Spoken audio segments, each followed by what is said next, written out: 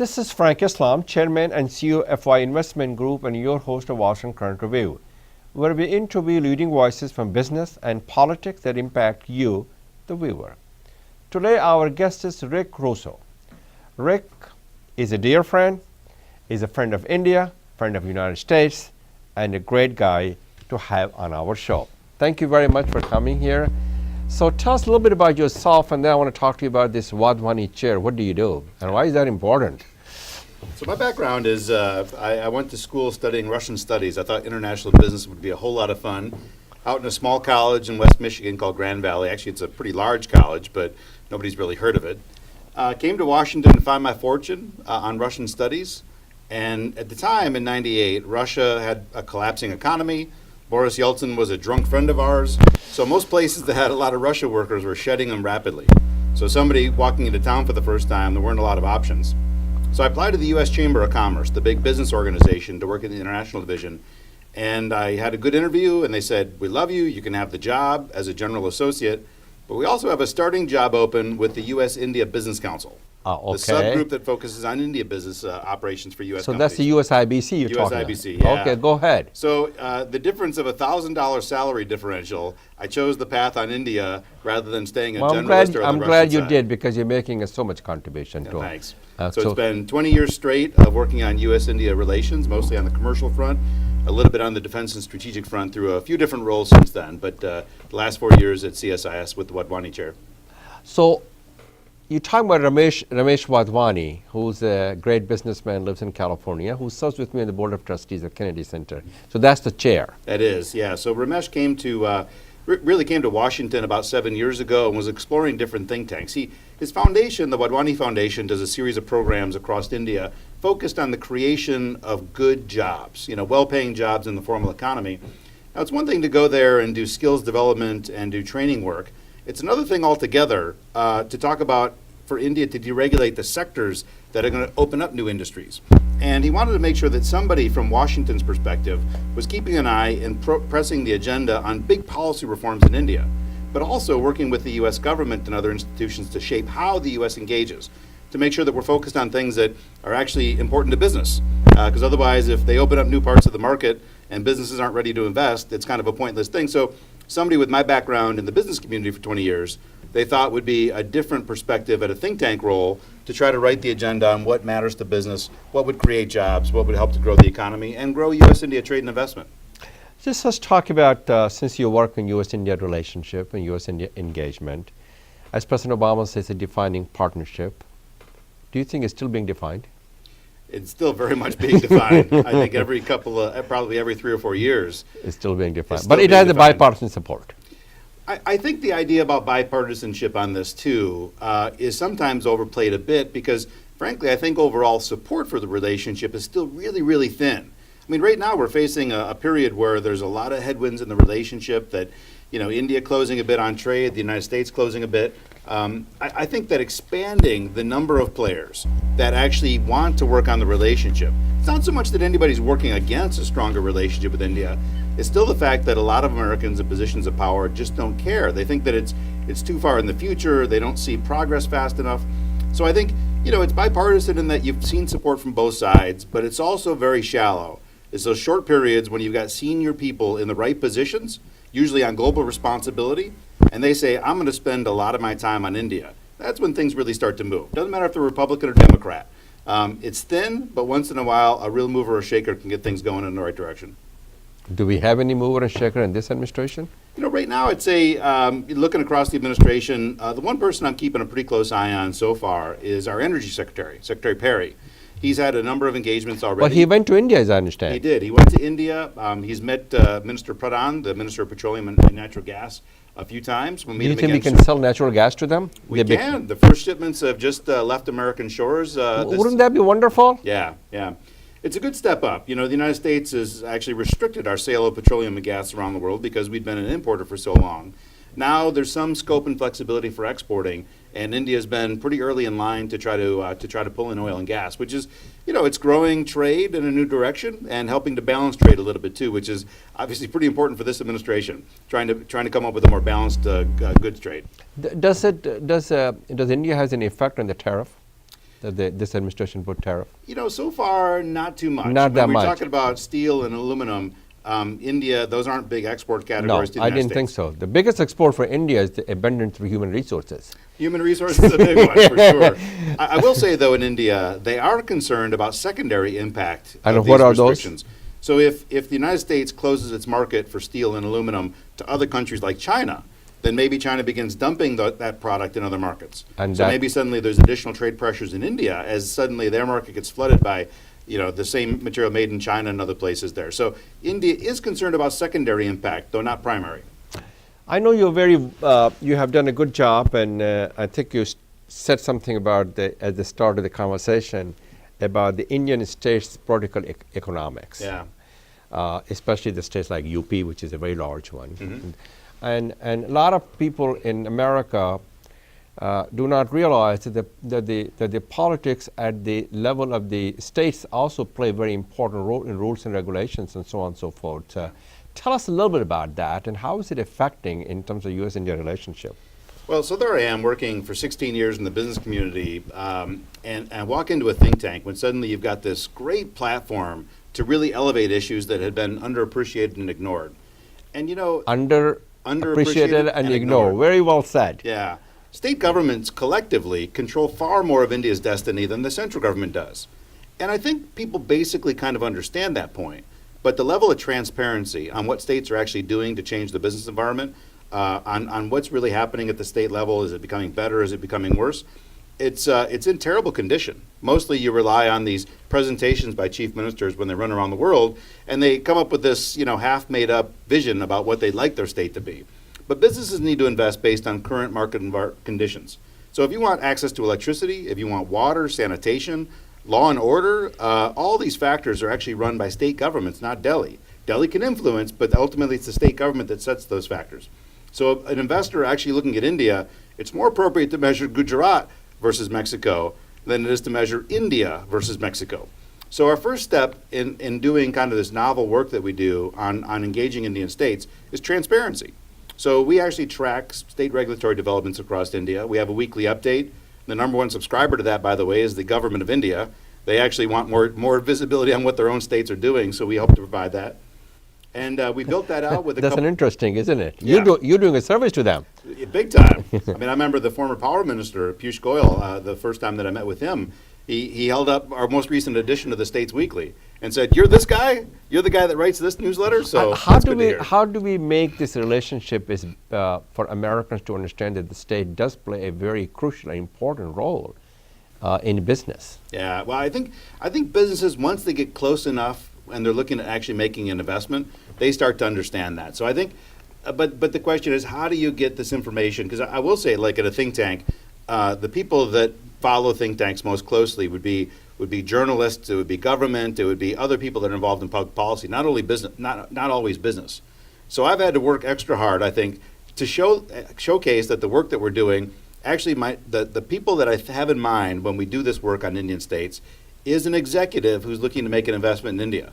But they don't always think first and foremost, what did CSIS write about this state? I need to go find them. So it's a lot of work, a lot of boot leather out there to go out and find the people that should be reading this. I want to talk a little bit about, do you believe the India diaspora provides a substantial resource, are uniquely positioned to help the U.S.-India relationship to take to the next height?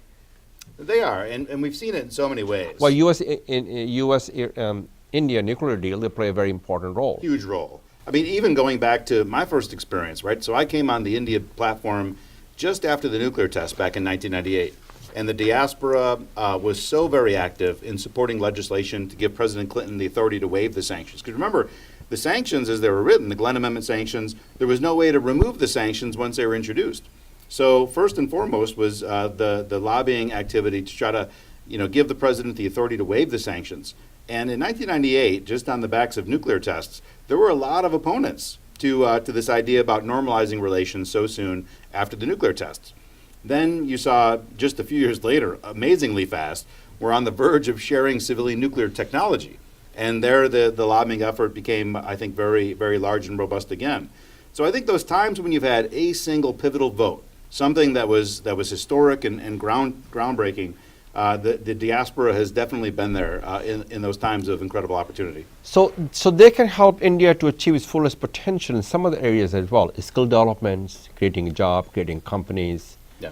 educations, healthcare, and they can advance those relationships in those areas as well. Could you Yeah. shed some light on those? Well, you see a ton of work that I think a lot of individual philanthropists such as yourself have been doing exactly in this space.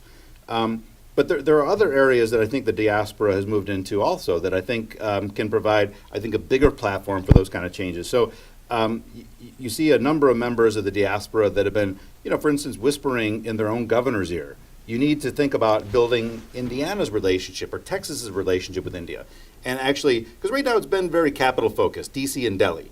And if you start getting state governments to begin to talk to each other, there are incredible opportunities for trade, investment, technical support, things like that.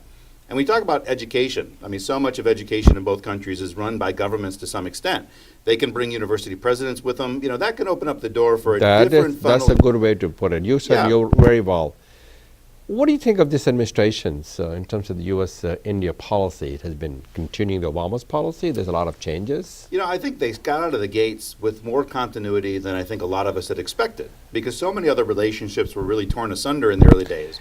So I think initially there were some fears, and then you saw India targeted in the Paris withdrawal that they tricked us out of billions of dollars or whatever the line was. But then you saw the summit last summer, and you saw the joint statement the two leaders released that was dotted with references of continuity, including things like climate change, which hadn't worked its way into the lexicon of the Trump administration in any way, You're shape, or talking about form. Paris Climate Accord. Yeah. So What about the Iran deal? well, I think in the last 6 months or so, we've really taken the relationship has taken a downward trajectory. This notion about You said it has taken a downward trajectory? in a big way. There are several facets right now that leave me with great concern on the status of the relationship. The United States has initiated trade proceedings against India in a variety. They were added to So the they went to WTO? WTO is only one, and frankly, the WTO in some ways is probably the healthiest. Right. There, we both agreed to a system. There's quasi-judicial process through the World Trade Organization. There are other unilateral measures that we're looking to take right now. So India was for the first time in a number of years added to the Treasury Department currency manipulation watch list. The United States has initiated a review of India's generalized system of preferences, which is a special trade program that we offer for developing countries. So we've put India on watch that there's a review being undertaken right now that could remove some of these trade benefits.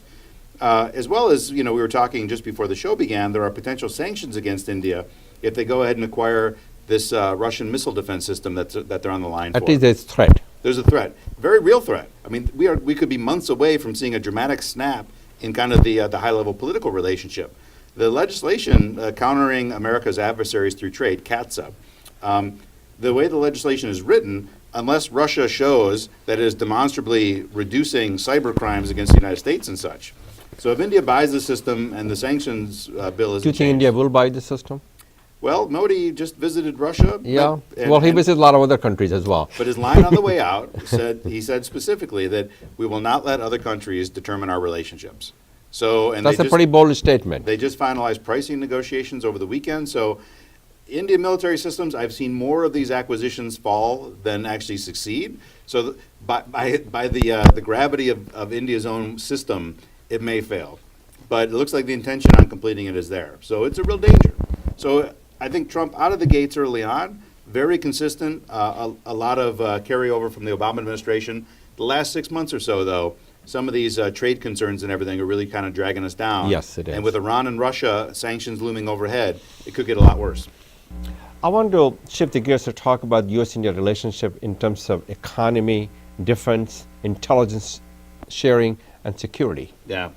Well, there I think we've got a lot more progress that's taken place in recent years. Really, a lot of it began, I think, once under Obama administrations. Under Obama, but more so with the transition in India, with Modi coming to office. I think Modi and most of his top foreign policy advisors recognizing the real and actually near-term threat that China poses on India's own ability to kind of move around and operate even in the Indian Ocean. So they need to contain China. They need to find a way to at least represent their own interests more strongly. Contain China, that sometimes is kind of overdone. You want to contain China's dangerous behavior. But to contain like the good things that they're doing, if China does decide to more meaningfully contribute to regional security, the fact that China trade and investment actually was, a pretty good bulwark of stability during the financial crisis. So you don't want to contain the good things that China does, but certainly its aggressive behavior that we're seeing increasing, that you definitely want to contain. India, neither quantitatively nor qualitatively has a military advantage against China if things would happen to escalate. The United States, we may not be able to contribute quantitatively, not the size of armaments, but qualitatively, the United States still has the world's top military equipment. So we find better ways. Part of this is India agreeing that they actually want to develop a strategy that aligns with U.S. interests and security for the region. Once we have a better idea about what India plans to do, then we've been more than willing to kind of open up technology approvals faster with India than we have with a lot of other countries. There are all kinds of novel programs the United States had started. For instance, we have a India Rapid Reaction Cell at the Pentagon, a team whose only job every day they wake up is expediting technology transfer to India. No other country in the world has a dedicated team like that. We've created these technology transfer programs called the Defense Technology and Trade Initiative. So we're creating a lot of novel stuff. So we realize India probably never going to have a treaty alliance per se, but we've got so much shared interests that we're finding new and novel ways to deepen the defense and security partnership. And that's mostly been maintained in the Trump administration, at least on paper. So so those are the obstacles. Yeah. What are the opportunities between the U.S.-India relationship? Well, I think anytime you look at a market of that size and that's growing at 7%, especially the middle class. Middle class is growing steadily. Yeah. So they will be the great, we can sell our products and services to them. That's right. So you have the basic opportunities that's going to be there with aligning with the world's fastest large economy in the world. The more exciting stuff, though, is a lot of companies that I talk to, they're thinking right now deeply about whether India can become a pivot point for them globally.